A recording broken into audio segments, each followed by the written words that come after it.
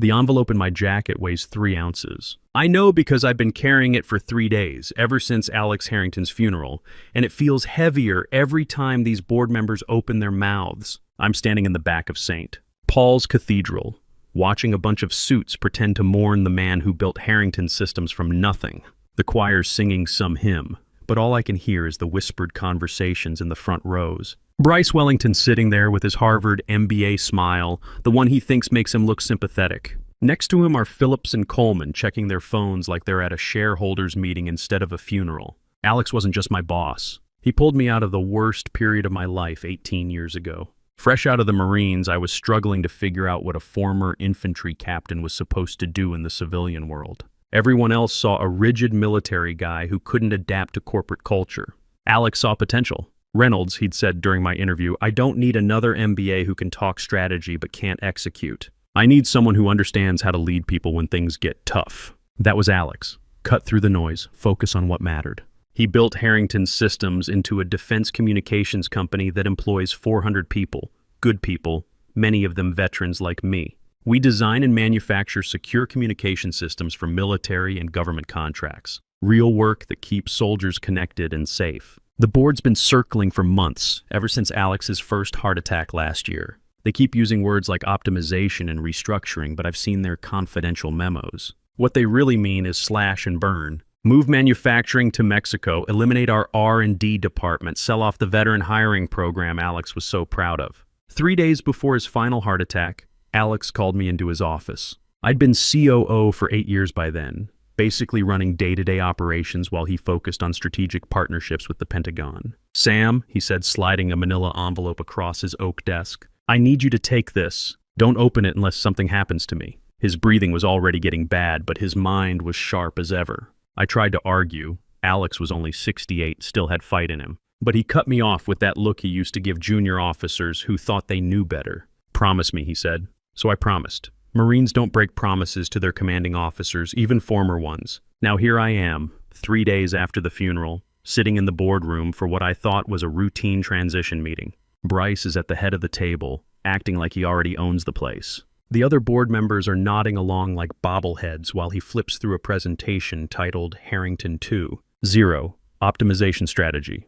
"Gentlemen," Bryce says, not even looking at me, "we need to discuss some structural changes to position the company for maximum efficiency. I've been through enough briefings to recognize incoming artillery, the corporate equivalent anyway."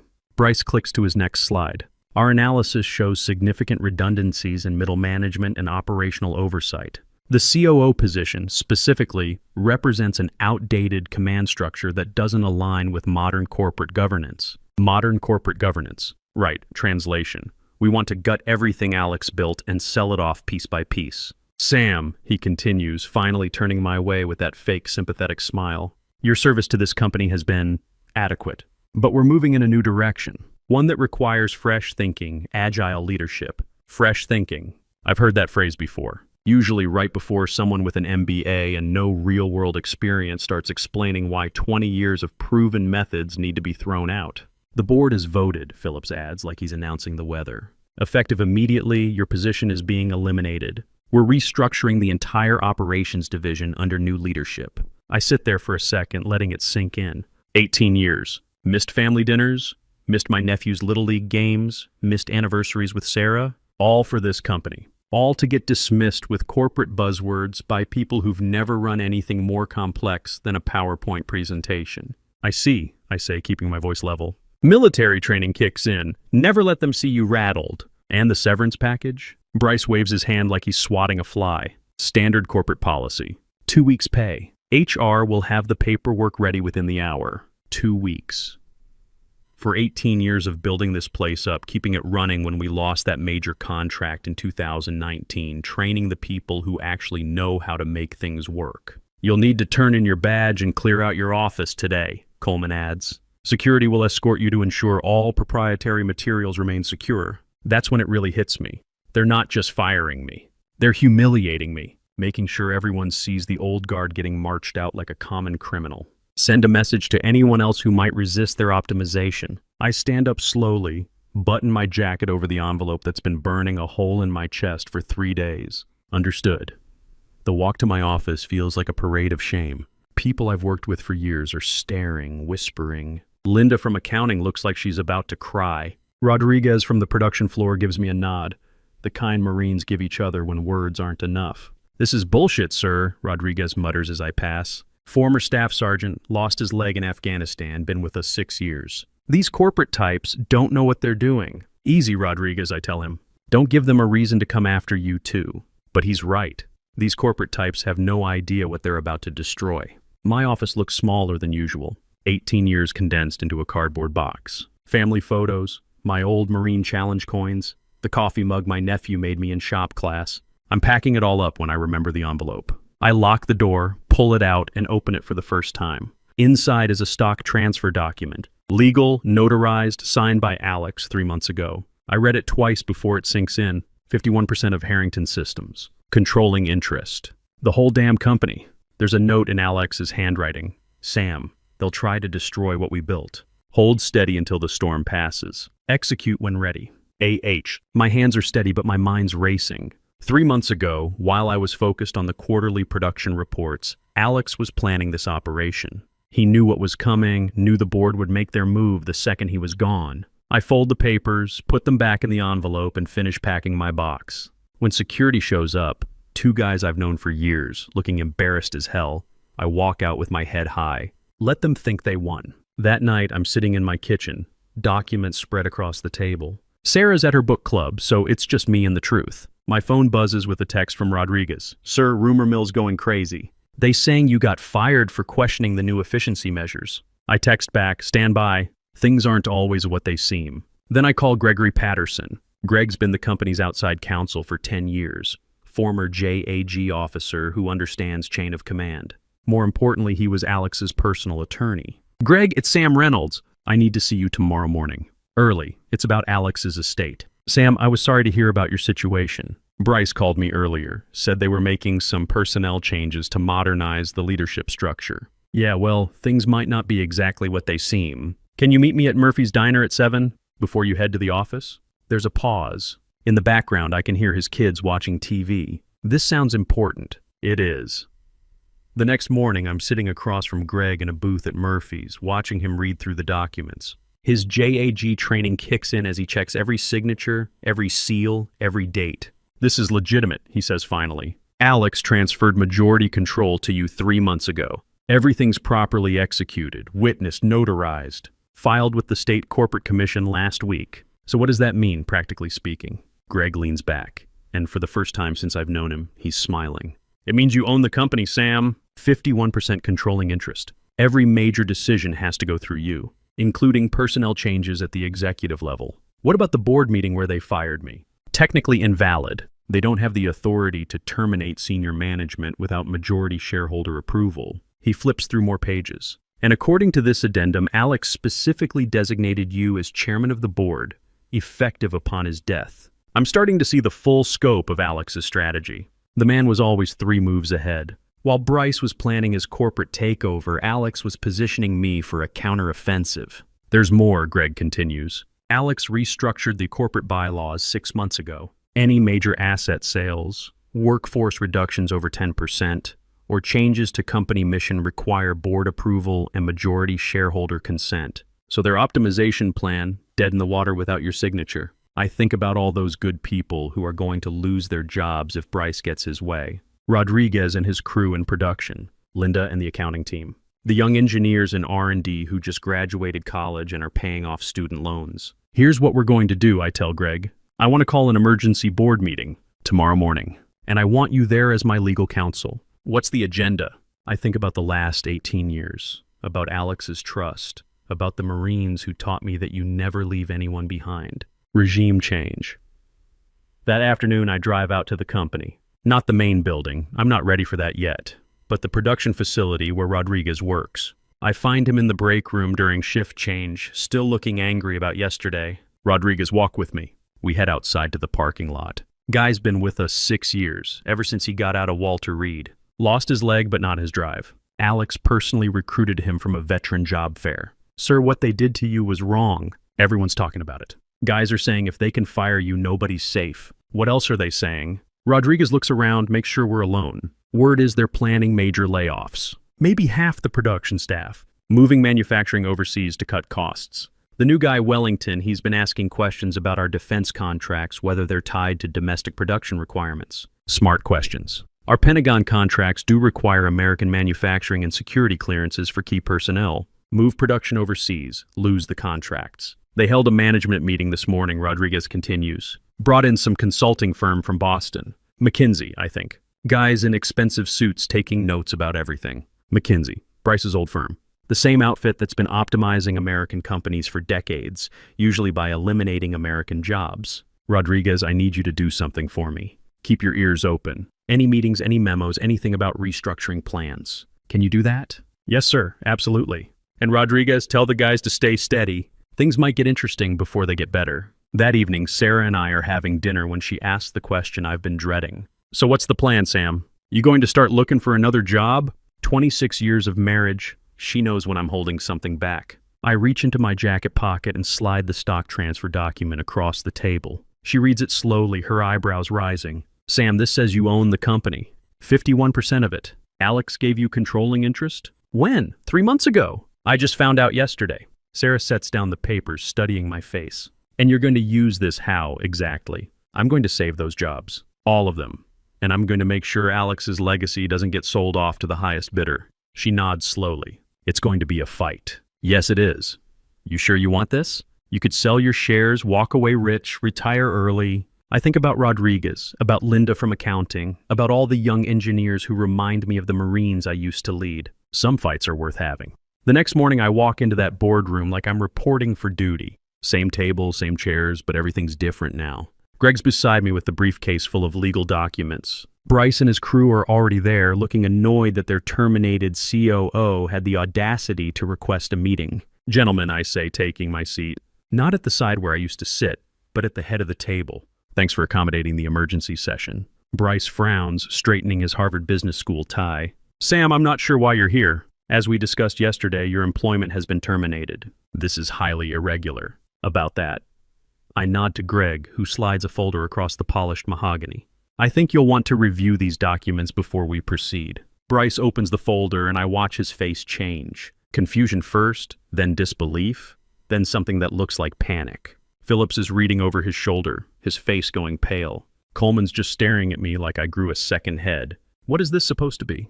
Bryce's voice cracks slightly. Stock transfer agreement, properly executed and filed with the state. I now hold 51% controlling interest in Harrington Systems. The room goes dead quiet. I can hear the air conditioning humming, someone's coffee cup rattling against a saucer. This is impossible, Bryce says, but he's lost that confident tone. Alex would and did 3 months ago. Seems he had some concerns about the direction certain board members wanted to take the company. Bryce stands up, his composure finally cracking. You can't just waltz back in here and... Actually, I can. I lean back in my chair, feeling steadier than I have since Alex died. As majority shareholder, I have full authority over all major corporate decisions, including personnel changes. Phillips clears his throat. Bryce, maybe we should know. Bryce's face is red now. This company needs modern leadership.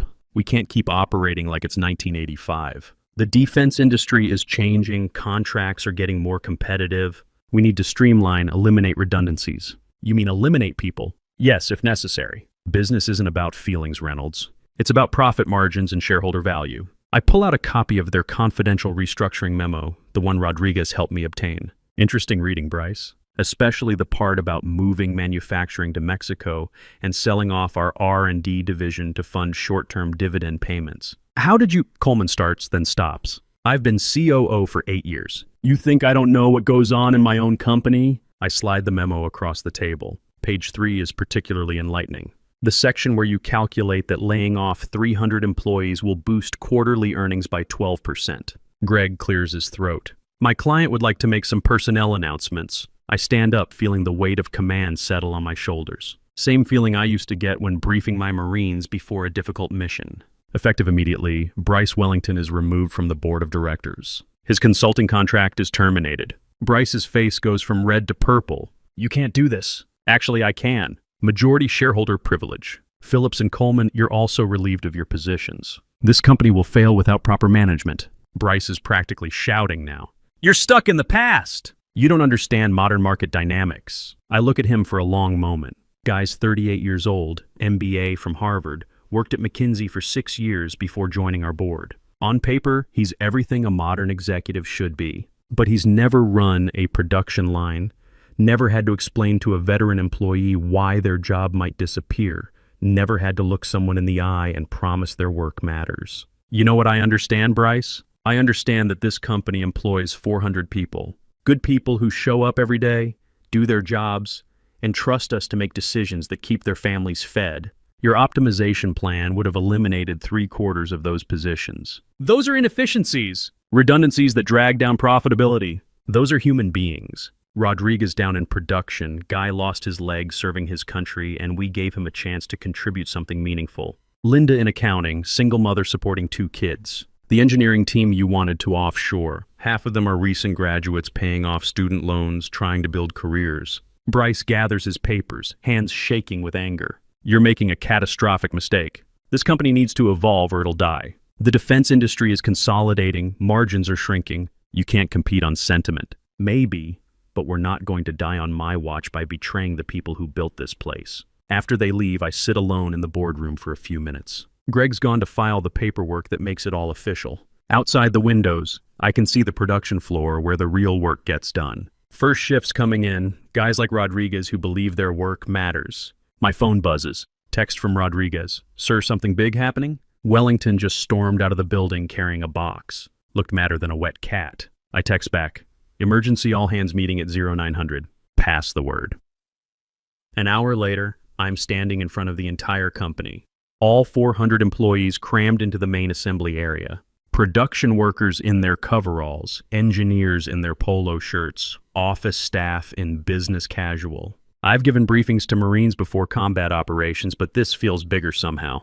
These people trusted Alex, and now they're looking to me. Morning, everyone. I know there's been confusion about recent leadership changes. I want to clear things up. The crowd's restless. Word travels fast in a place like this, and they know something significant is happening. As of today, I'm serving as Chairman and Chief Executive Officer of Harrington Systems. The previous board's restructuring plan has been permanently canceled. Nobody's losing their jobs. We're not selling any divisions. We're staying exactly what Alex Harrington built us to be. The cheers start in the back from the production floor where Rodriguez and his crew work. It rolls forward like a wave until the whole place is erupting. Rodriguez is grinning, giving me a thumbs up. Linda from accounting is crying, but good tears this time. Alex left this company to all of us, I continue when the noise dies down. Not to maximize quarterly profits for some consulting firm, but to build something that lasts. Something we can be proud of. That's what we're going to do. After the announcement, I'm walking back to what's now the CEO's office when Rodriguez intercepts me in the hallway.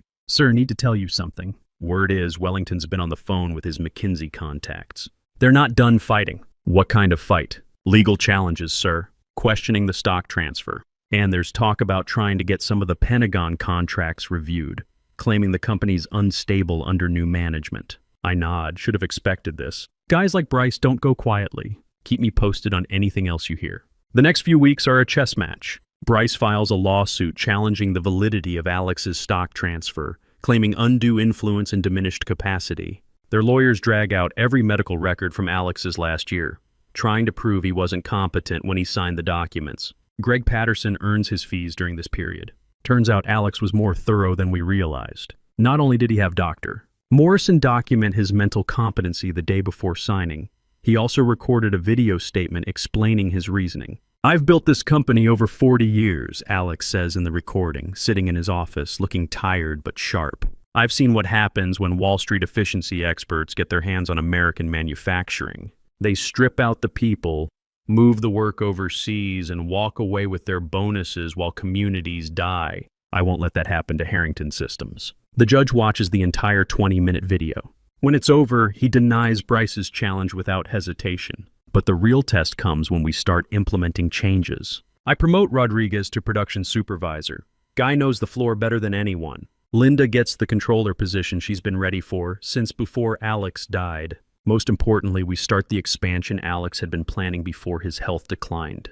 Here's what we're going to do, I tell the management team during our first strategy session. We're doubling down on what works. Our Pentagon contracts require domestic production and security clearances. That's our competitive advantage. The engineering team, led by Jennifer Walsh, 32 years old, MIT graduate who Bryce wanted to replace with offshore contractors, presents a proposal for next-generation encrypted communication systems. The military's moving toward integrated battlefield networks, she explains. Every soldier, every vehicle, every drone needs to communicate securely. We can build those systems here with our people.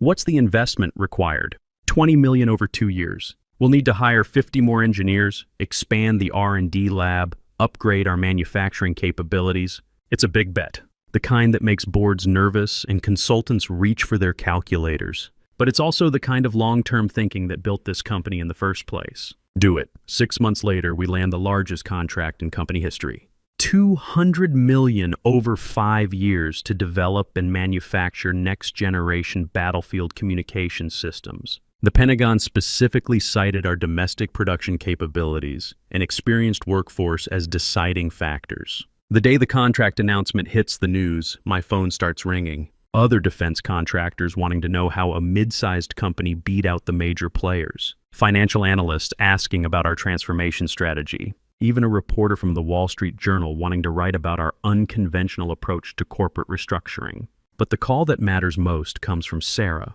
Saw the news, congratulations. Thanks. Couldn't have done it without the team.